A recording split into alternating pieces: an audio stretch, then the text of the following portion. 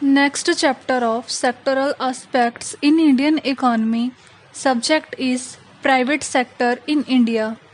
Introduction and meaning. India के industrialisation के process में प्राइवेट सेक्टर एक इम्पॉर्टेंट रोल प्ले करता है। इसमें वो सभी इंडिविजुअल यूनिट्स और कॉरपोरेशंस आती हैं जो कि प्रोडक्शन में एंगेज्ड होती हैं और प्राइवेट इंडिविजुअल्स के द्वारा ओन एंड प्रॉफिट मोटिव के लिए मैनेज की जाती हैं। इंडिपेंडेंस के बाद इंडिया ने मिक्स्ड इकॉनमी को अडॉप्ट कर लिया है, यानी कि इकॉनमी में प्राइवेट के साथ साथ पब्लिक सेक्टर भी इन्वॉल्व है। बेसिक एंड हैवी इंडस्ट्रीज जैसे railways, coal, iron and steel and defence goods public sector के लिए रिजर्व्ड हैं।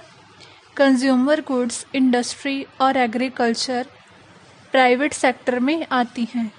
इंडिया में पब्लिक सेक्टर ना सिर्फ प्रोडक्शन एक्टिविटी को कंट्रोल करता है, इसके साथ ही वो लोगों के इकोनॉमिक वेलफेयर को प्रमोट करने के लिए भी काम करता है। बट आज प्राइवेट सेक्टर एटॉमिक एनर्जी और रेलवेज को छोड़कर और भी कई एरियाज में प्रोडक्शन कर रहा है। प्राइवेट सेक्टर उसकी इंडस्ट्रियल यूनिट्स किसी भी एरिया में सेटअप कर सकता है। इंडिया में प्राइवेट सेक्टर में डोमेस्टिक के साथ साथ कई मल्टीनेशनल कंपनीज भी आती हैं। प्राइवेट सेक्टर को 3 कैटेगरीज में क्लासिफाई किया जा सकता है। First one is large scale industries, second small scale industries, third unorganised production unit. Next topic is relative importance of private sector and public sector. Independence से पहले इंडियन इकॉनमी पे private sector का ही control था। Public sector की economic activity जैसे in field of railways, irrigation, electricity, post and telegraph etcetera तक ही लिमिटेड थी। फॉलोइंग ऑब्जर्वेशंस इंडिया में प्राइवेट और पब्लिक सेक्टर की रिलेटिव इम्पोर्टेंस को शो या हाईलाइट करती हैं। First point, growth of private and public sector companies. Table 1 public and private sector की इंडिपेंडेंस के बाद इंडिया में ग्रोथ को शो करता है। इस टेबल से पता चलता है कि 1951 में नंबर ऑफ गवर्नमेंट कंपनीज 74 थी, जो कि 2016 में 1524 हो गई and number of private sector companies 1957 में 19,283 थी, जो कि 2016 में 10,87,256 हो गई। इससे पता चलता है कि इन सेक्टर्स की कितनी ग्रोथ हुई है। Second point, share in gross domestic product. 2012-13 में पब्लिक सेक्टर का जीडीपी में contribution as compare to 79.6% of private sector, public sector का कंट्रीब्यूशन 20.4% था। Third point, share to gross capital formation. 2011-12 में पब्लिक सेक्टर का ग्रॉस कैपिटल फॉर्मेशन में 21.9% contribution था और प्राइवेट सेक्टर का कंट्रीब्यूशन 78.1% था। Fourth point, place in industrial structure. Industrial policy resolution 1956 ने पब्लिक और प्राइवेट सेक्टर की रिलेटिव इम्पोर्टेंस को क्लियरली डिफाइन कर दिया है।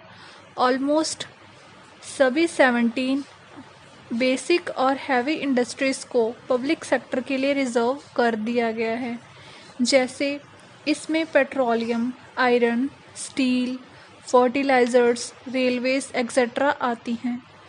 प्राइवेट सेक्टर में सिर्फ कंजप्शन गुड्स की ही प्रोडक्शन की जाती है। Fifth point, investment during plans. 7th plan से पहले पब्लिक सेक्टर में इन्वेस्टमेंट पब्लिक सेक्टर से भी ज़्यादा थी, बट 7th प्लान के बाद प्राइवेट सेक्टर में इन्वेस्टमेंट पब्लिक सेक्टर से ज़्यादा होने लगी। यह ऑब्ज़र्व किया गया है कि इंडिया में प्राइवेट सेक्टर पब्लिक सेक्टर से बहुत एफिशिएंट और प्रॉफिटेबल है। इन शॉर्ट, इंडिया में प्राइवेट सेक्टर और पब्लिक सेक्टर्स दोनों ही रैपिडली ग्रो कर रहे हैं, चाहे देर से सही, बट प्राइवेट सेक्टर ने पब्लिक सेक्टर से लीड एस्टेब्लिश कर ली है। नेक्स्ट टॉपिक, रीजंस और causes of growth of private sector.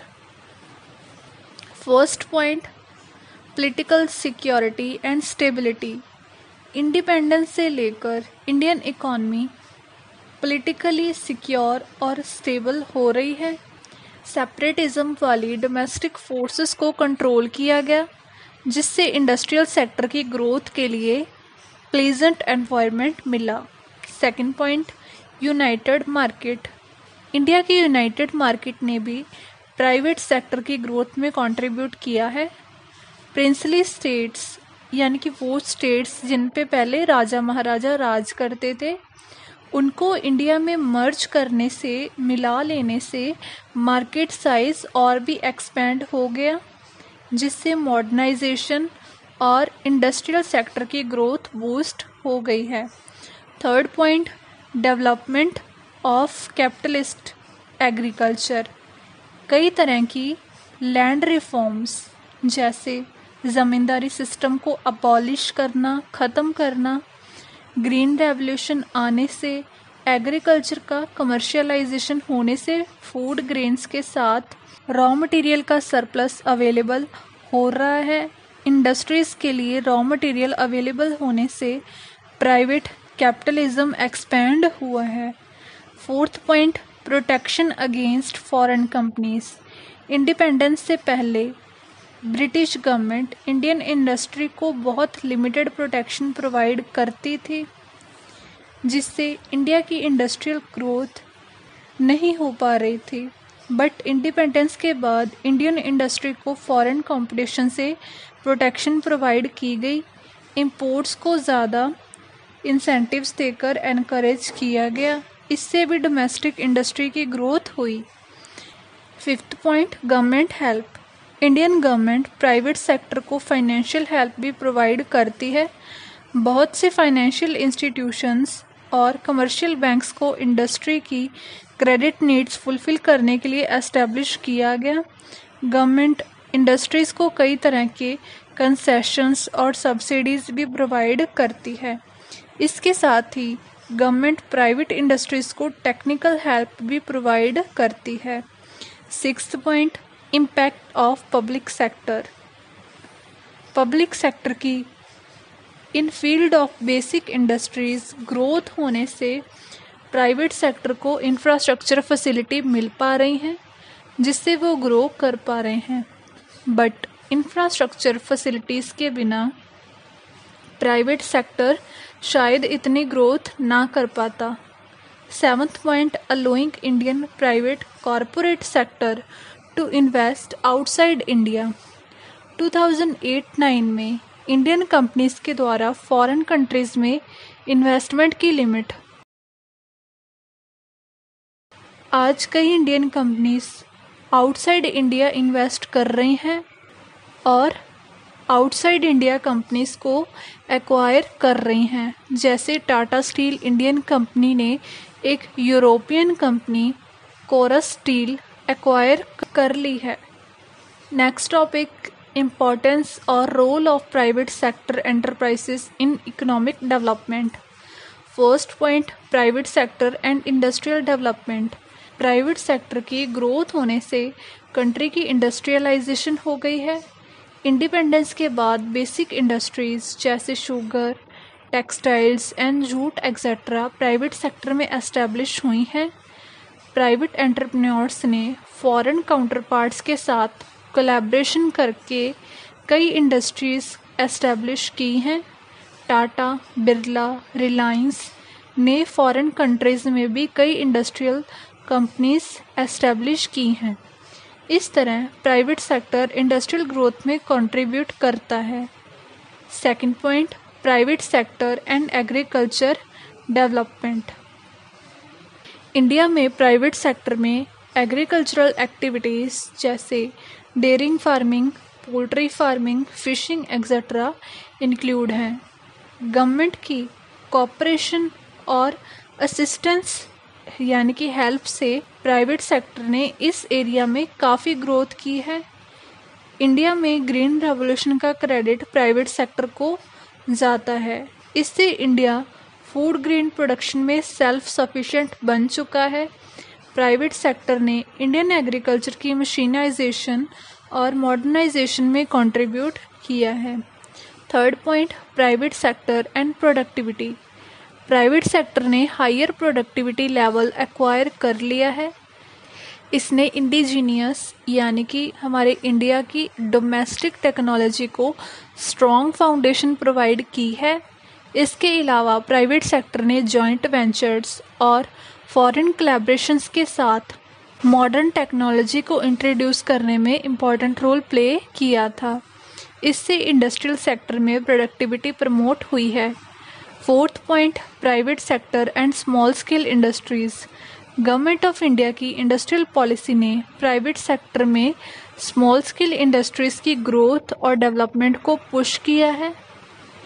Financial institutions की हेल्प से प्राइवेट सेक्टर की ग्रोथ हुई है, क्योंकि यह small, micro and medium enterprises को सुटेबल क्रेडिट प्रोवाइड करती हैं।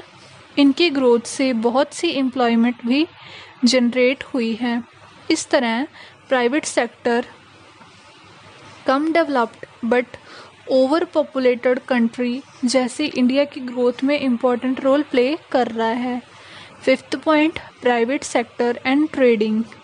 इंडिया की डोमेस्टिक के साथ साथ एक्सटर्नल ट्रेड पब्लिक सेक्टर के द्वारा किया जाता है। State trading corporation and metals and mineral trading corporations कुछ पब्लिक सेक्टर ट्रेडिंग एजेंसीज हैं।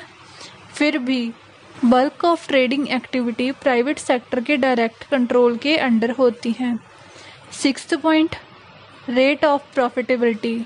एक्सपीरियंस से यह पता चलता है कि प्राइवेट सेक्टर पब्लिक सेक्टर से ज़्यादा एफिशिएंट है। इस तरह प्राइवेट सेक्टर ज़्यादा ऑपरेटिंग सरप्लस जनरेट कर रहा है, जो कि ग्रोथ प्रोसेस के लिए इम्पॉर्टेंट है। Seventh point, contribution to national income.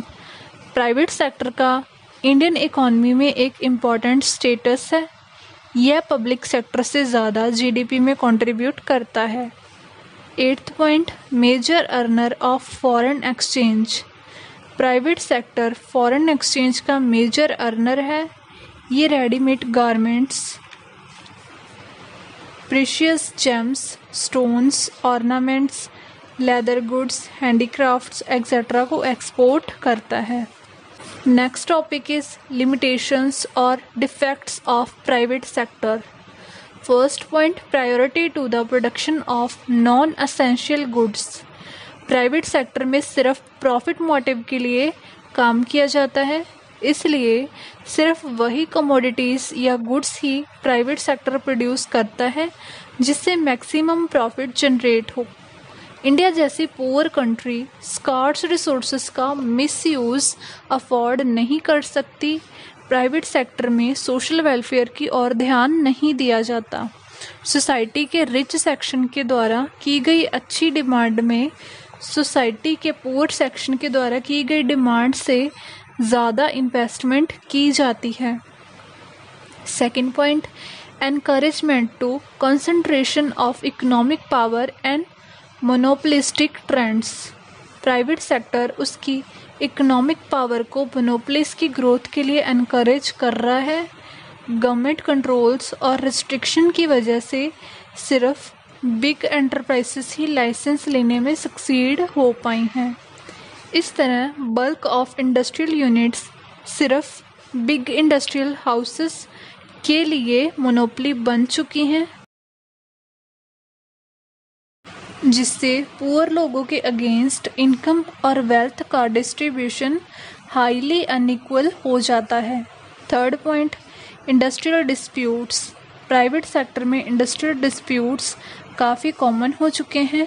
Industries का main M cost of production reduce करना है, बट वर्कर्स की वेजेस मैक्सिमाइज करने की डिमांड की वजह से स्ट्राइक्स और लॉकआउट्स होते हैं, जिससे प्रोडक्शन और मैन आवर्स को लॉस होता है और प्रोडक्टिविटी रिड्यूस हो जाती है। Fourth point, industrial sickness. Industrial sickness भी प्राइवेट सेक्टर का डिस्करेजिंग फीचर है।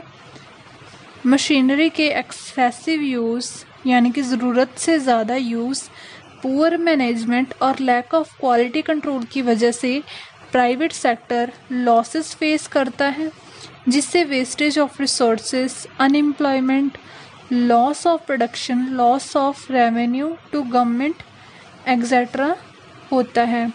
यह problem small scale private sector units में काफ़ी कॉमन है। Fifth point, promotes black money. Private sector black money को प्रमोट करता है। प्राइवेट एंटरप्रेन्योर्स टैक्स इवेड यानी कि टैक्स देने से बचने की कोशिश करते हैं।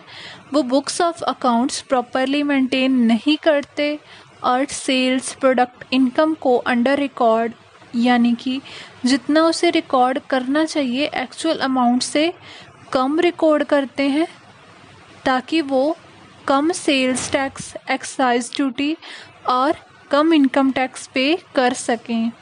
Sixth point, promotes corruption.